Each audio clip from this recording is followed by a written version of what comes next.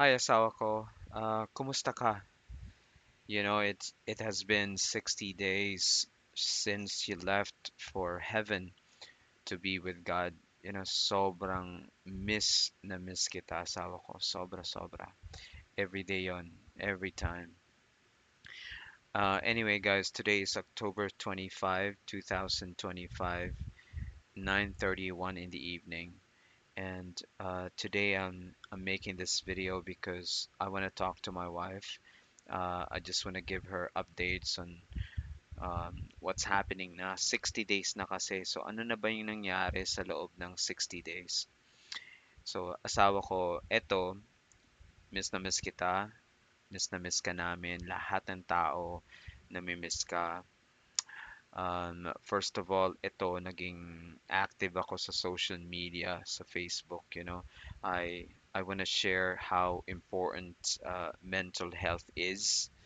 May nakausap na pala akong psychologist 2 or 3 weeks ago, and she gave me tips on how to continue without you and how to recover from that pain. Sabi ko nga sa kanya, hindi ako makaka-recover dun sa pain, dun sa lungkot, dun sa pagka-miss sa'yo. But at least, um, kahit alam ko na wala ka na sa feeling namin, we we s- we are trying our very best to continue our lives kahit wala ka na. Alam mo ba, asawa ko, I can hear you every time. Which is weird kasi minsan ay hindi naman siya weird pero lahat ng ginagawa ko ngayon, naririnig kita. I miss your voice so much.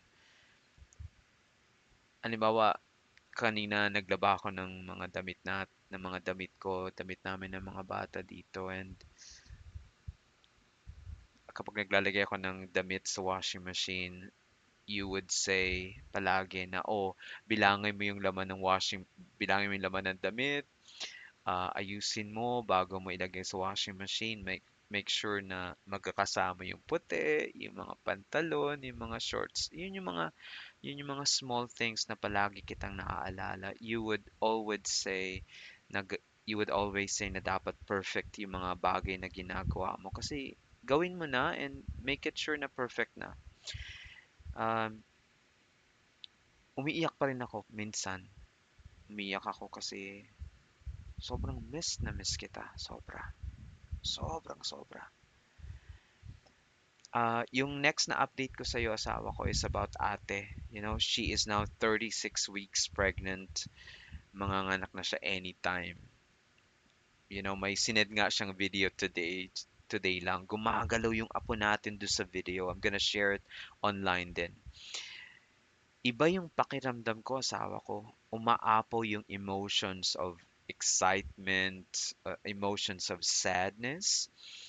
Kasi darating siya na wala ka na.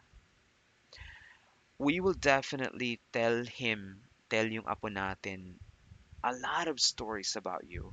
Kung sino ka sa buhay namin, kung sino yung lola niya na sadly hindi niya mami-meet. Okay? I miss you so much, asawa ko. These are, the important updates.